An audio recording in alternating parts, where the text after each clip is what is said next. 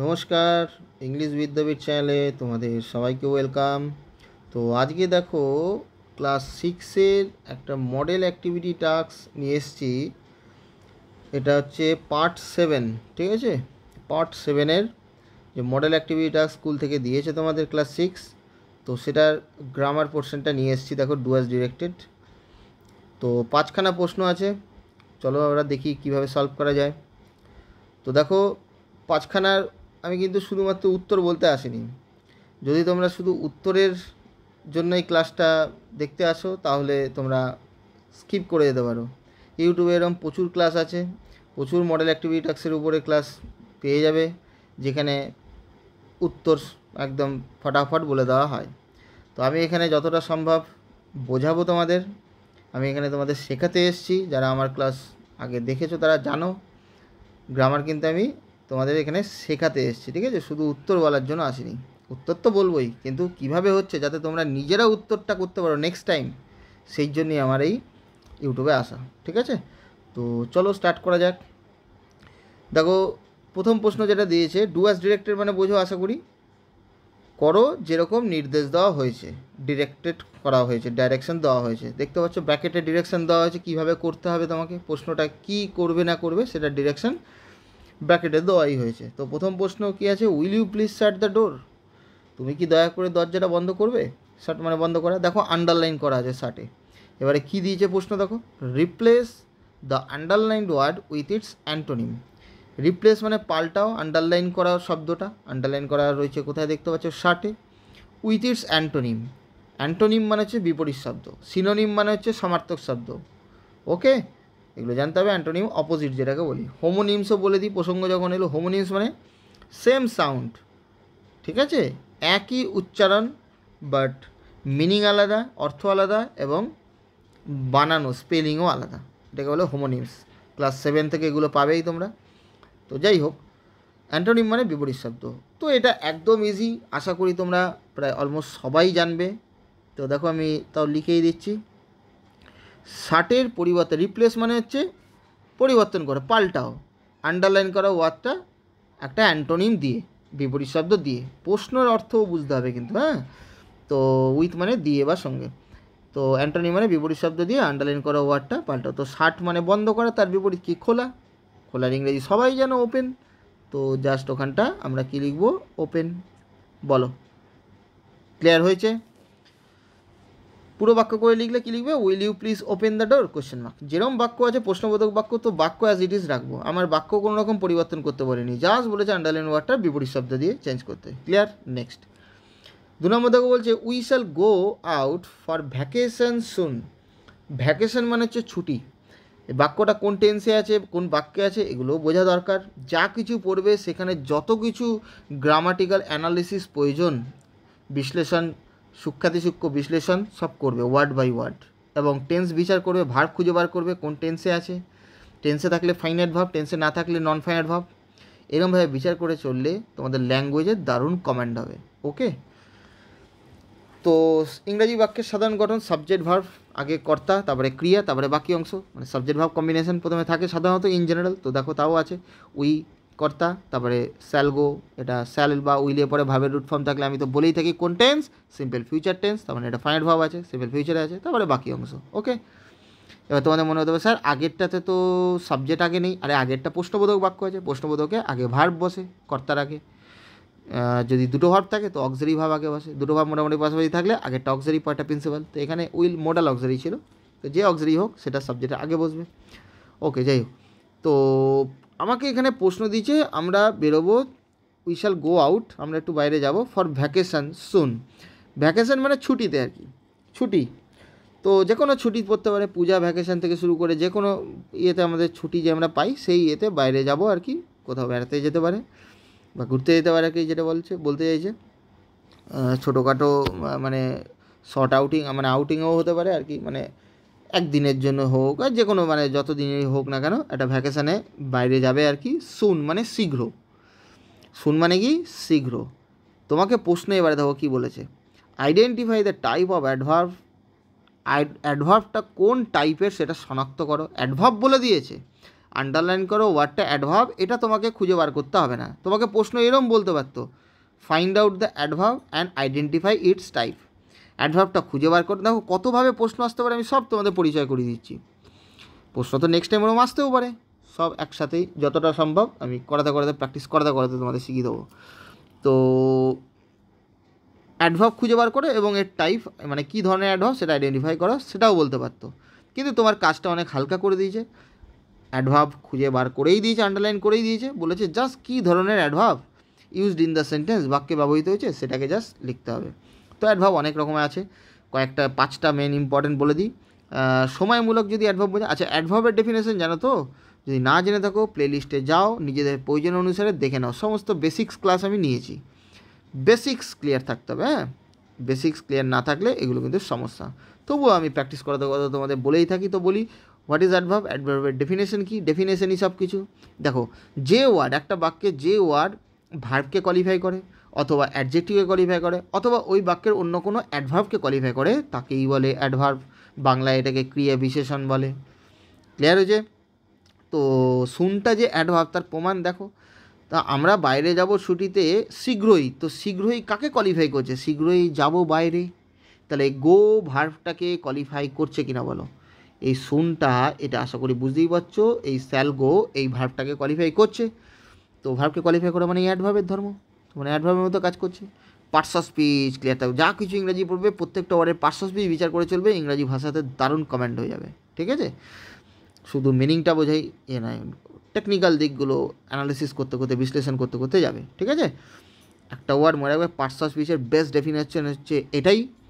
কোনো ওরকমভাবে মানে পড়বে, ঠিক আছে, যে একটা ওয়ার্ড এই পার্টস অফ স্পিচ জেনারেলি হয় সেটা ঠিক আছে, শুন জেনারেল, শুন অ্যাডভার্বের ব্যবহারই সাধারণত আছে, ভেরি অ্যাডভার্বের ব্যবহারই সাধারণত আছে, বাট কনজাংশনের ব্যবহারই সাধারণত আছে, কিন্তু সেটাই আলটিমেট নয়, সেটাই ফাইনাল নয়। একটা ওয়ার্ড মনে রাখবে, একটা বাক্যে যে রূপে কাজ করবে তাকে সেই নাম দেওয়া হবে।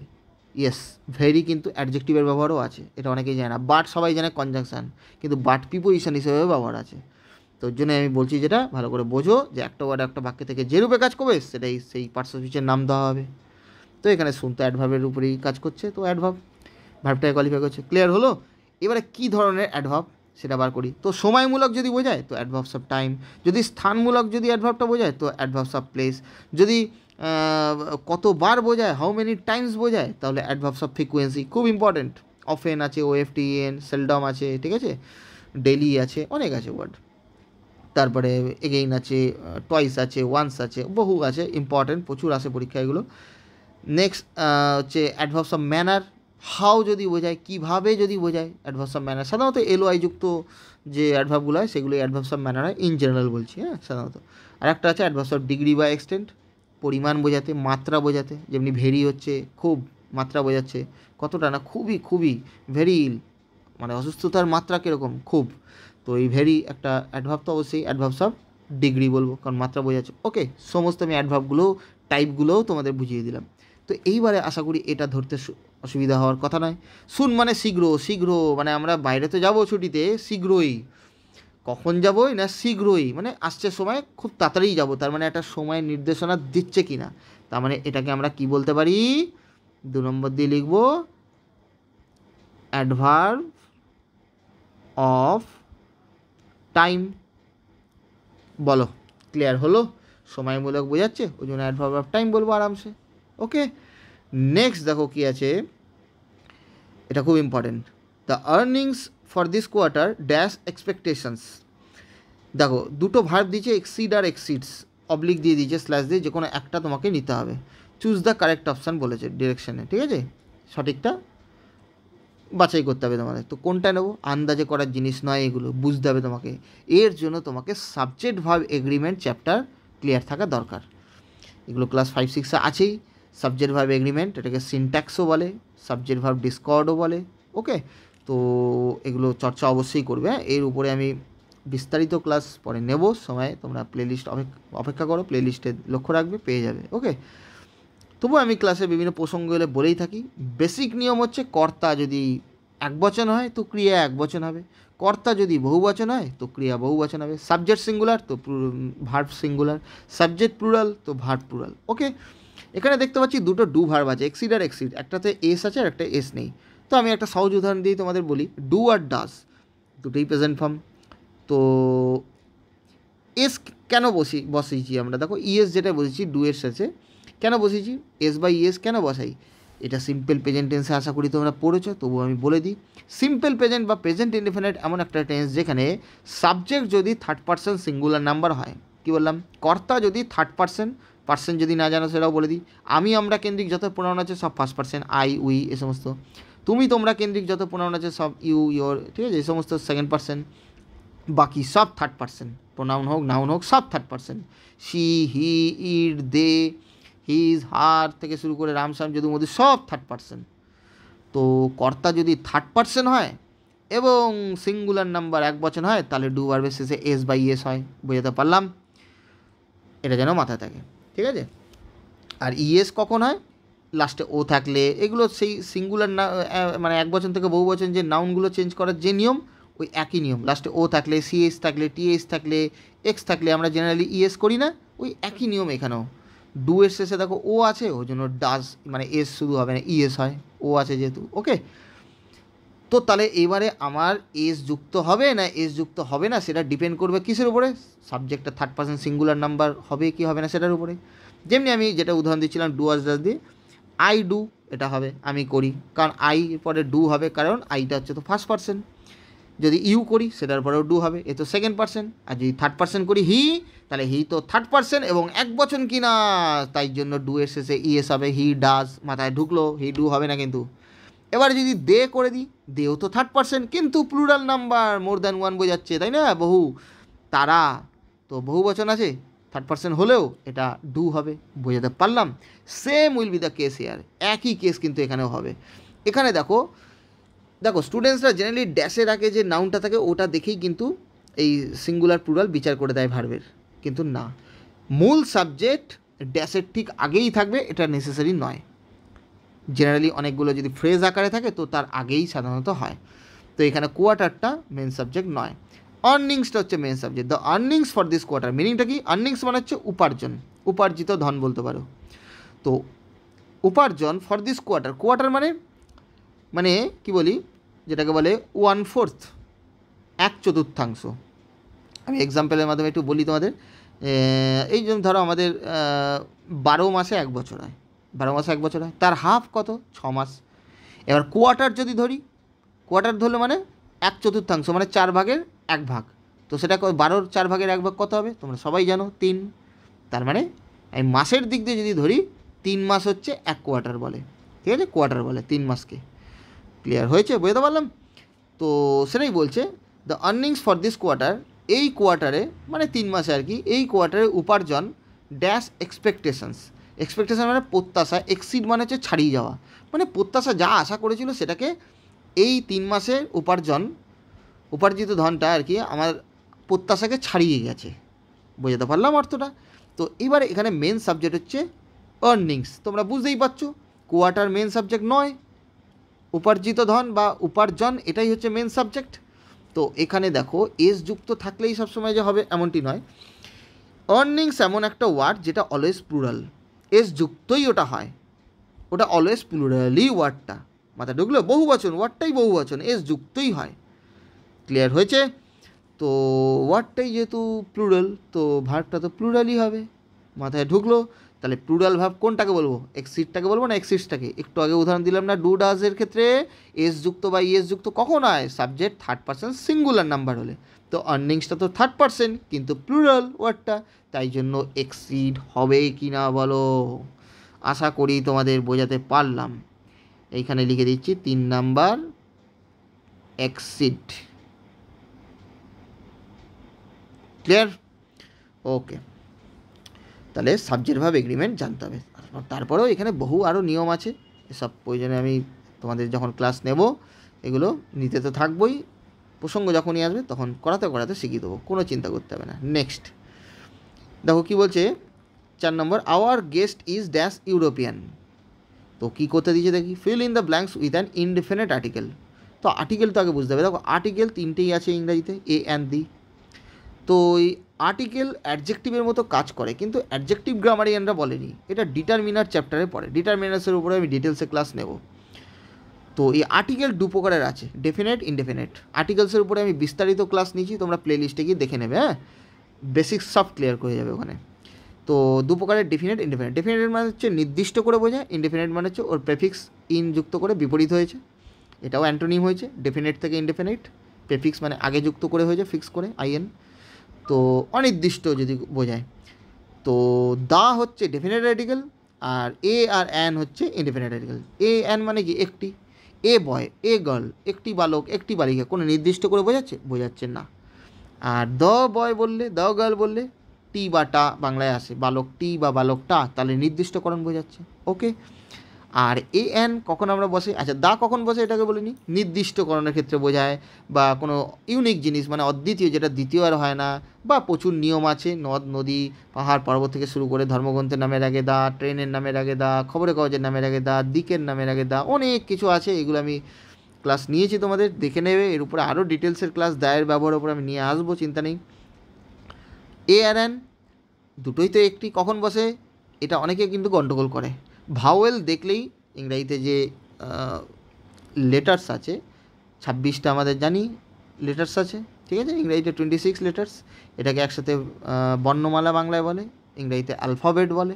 তো এই 26টা লেটারের মধ্যে সবাই জানো 21টা কনসোনেন্ট, বাকি 5টা হচ্ছে vowel, A E I O U. এবার স্টুডেন্টসরা কী করে, ভাওয়েল দেখলো, ড্যাশের পরে যে ওয়ার্ডটা আছে শুরুতে ভাওয়েল দেখলো আর অ্যান বসিয়ে দিল, কাটা হয়ে যেতে পারে। কেন হয়ে যেতে পারে, ভালো করে এবার শোনো, ফটাফট বলছি শোনো।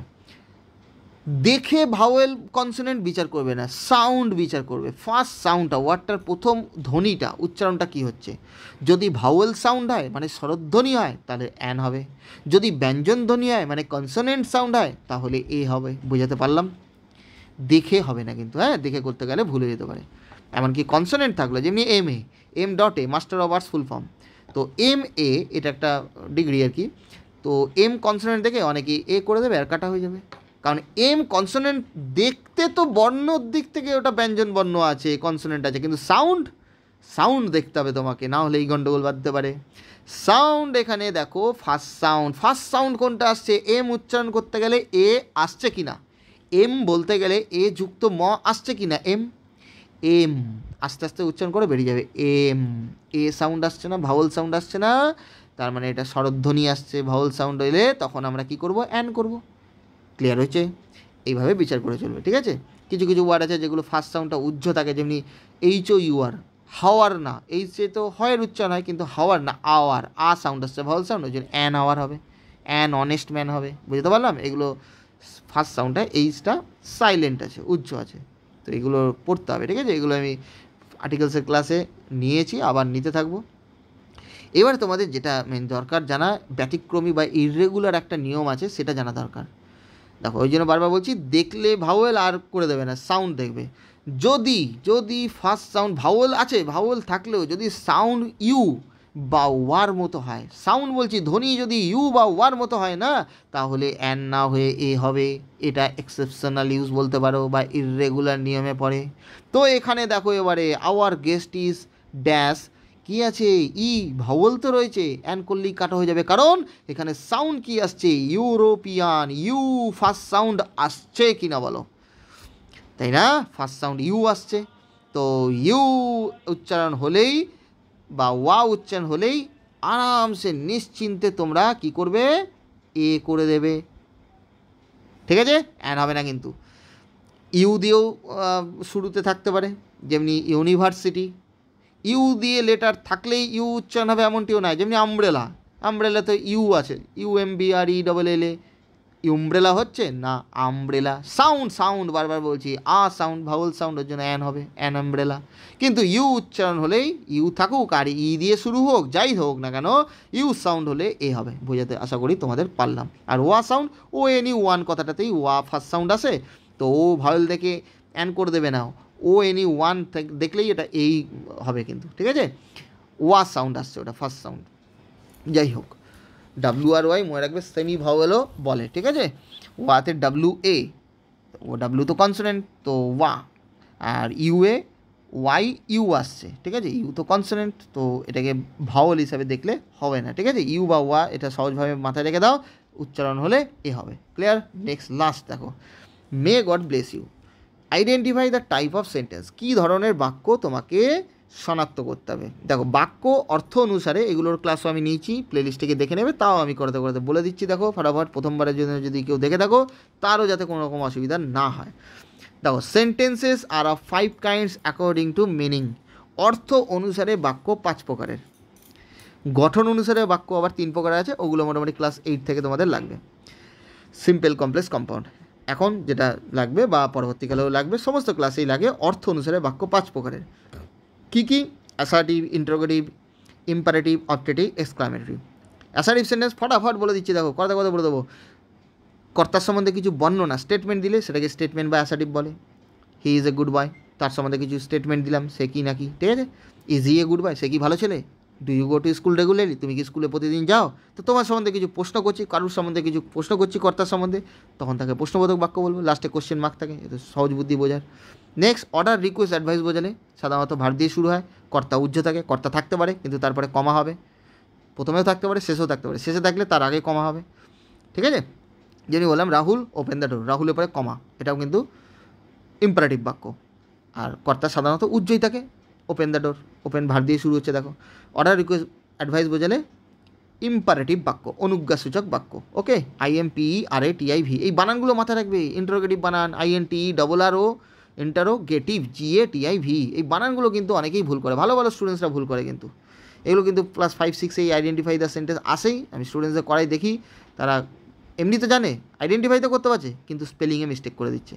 না, স্পেলিং কী করবে, ভালো করে মাথায় রাখবে, মুখস্থ কিছু নেই, মনে থাকলে ভালো, না হলে লিখে লিখে অভ্যেস করবে, না দেখে দেখে লেখা অভ্যেস করবে, দিয়ে মেলাবে, মাথা থেকে যাবে। ওকে, নেক্সট, অপটেটিভ বাক্য। অপটেটিভ বাক্য হচ্ছে ইচ্ছা প্রার্থনামূলক বাক্য, wish, prayer. In general May modal auxiliary দিয়ে শুরু হয়। মে গড ব্লেস ইউ উদাহরণ, এটা খুবই একটা কমন এক্সাম্পল বলতে পারো, প্রার্থনামূলক, ভগবান তোমার ভালো করুক। মে ইউ বি হ্যাপি, তুমি সুখী হও, ইচ্ছা প্রকাশ করছে। মে ইউ লিভ লং, তুমি দীর্ঘায়ু হও, ইচ্ছা প্রকাশ করছে। তো ব্যাস উত্তর বেরিয়ে গেল। দেখো মে গড ব্লেস ইউ, মে দিয়ে সাধারণত শুরু হয়, বললাম প্রার্থনা বোঝাচ্ছে, ঠিক আছে। ইচ্ছা প্রার্থনা বোঝালে অপটেটিভ সেন্টেন্স। এই বাক্য আইডেন্টিফাই করা শিখে নাও, শুধু ক্লাস 5-6 লাগবে এমনটি নয়, এই ক্লাস 7 থেকে শুরু করে সমস্ত ক্লাসে একদম যতদিন ইংরাজি থাকবে একদম 12 পর্যন্ত বলতে পারো, সমস্ত ক্লাসেই লাগবে। কারণ এই সেন্টেন্স আইডেন্টিফাই করেও কিন্তু তোমাকে পরবর্তীকালে ভয়েস ন্যারেশনের কাজে লেগে যাবে, ঠিক আছে। ভয়েস ন্যারেশনের বিভিন্ন টাইপের বাক্যের উপরে দেওয়া হয়, তো ভয়েস বাক্যই যদি তুমি আইডেন্টিফাই না করতে পারো তাহলে তো গণ্ডগোল বাঁধবে। ওকে, কারণ বিভিন্ন বাক্যের উপরে বিভিন্ন নিয়ম আছে আর কি সাধারণত, ঠিক আছে। ওকে, তো এটা হয়ে গেল। লাস্ট বলে দিই এক্সক্লামেটরি সেন্টেন্স। এক্সক্লামেশন সাইন থাকে সাধারণত, বিস্ময় প্রকাশ করা হয়, হঠাৎ তীব্র আবেগ প্রকাশ করা হয়, সেটা আনন্দের আবেগ হতে পারে, দুঃখের আবেগ হতে পারে, অবাক হয়ে যাওয়া হতে পারে। Oh what a beautiful bird it is, oh কী সুন্দর পাখিটা দেখো, এটাকে আমি ভেবে চিন্তে বললাম, এটা তীব্র আবেগ হঠাৎ আসে। তো ওকে, এগুলোর বিস্তারিত ক্লাস নিয়েছি, তোমরা চাইলে তোমরা প্লেলিস্টে গিয়ে দেখে নিতে পারো, ঠিক আছে। ওকে, নেক্সট তাহলে এটা হচ্ছে অপটেটিভ বাক্য, চলো লিখে দিই। অপটেটিভ, বানান ভুল করলে হবে না, ক্লিয়ার হয়েছে। OPTATIV, optative sentence. বলো, তোমাদের বোঝাতে পারলাম, আশা করি তোমরা এনজয় করেছো। দেখো আমার এই উত্তর বলতে কয়েক সেকেন্ড কি মিনিট লাগতো, কিন্তু তোমাদের শেখানোর জন্য বোঝানোর জন্যই আমার এতটা টাইম দেওয়া, যাতে তোমরা নিজেরা করতে পারো। আমার উত্তর বলে কি হবে, তোমরা নিজেরা তাতে শিখবে না শুধু যদি আমি উত্তর বলে যাই, ঠিক আছে। যদি শিখতে হয় তাহলে অবশ্যই ক্লাসটা পুরোটা দেখা উচিত, আশা করি তোমরা দেখেছো। হ্যাঁ, যদি শিখতে চাও তাহলে আমার ক্লাস অবশ্যই দেখবে, আমি এরকম ধরনের ক্লাস নিয়ে আসতে থাকবো, এবং যাতে তোমরা নিজেরাই পারো এগুলো, হ্যাঁ নিজেরা এনজয় করবে। না, গ্রামার শিখতে হবে, গ্রামার শিখলে তবেই তো নিজের ভাষায় বাক্য তৈরি নিজের থেকে করতে শিখবে তুমি, ঠিক আছে। উত্তর বলতে কিন্তু আমি শুধু আসিনি, বারবার বলছি, ঠিক আছে। যাতে তোমরা নিজেরা পারো, তোমরা নিজের পায়ে নিজেরা দাঁড়াতে পারো, সেটাই আমার প্রয়াস বা উদ্দেশ্য, ঠিক আছে। ওকে, তো আজকে এই পর্যন্ত রইলো। যদি কোথাও একবারে বুঝতে অসুবিধা হয়ে থাকে তো প্রয়োজনে বারবার ওই জায়গাটা শুনে নেবে। ওকে, থ্যাংক ইউ।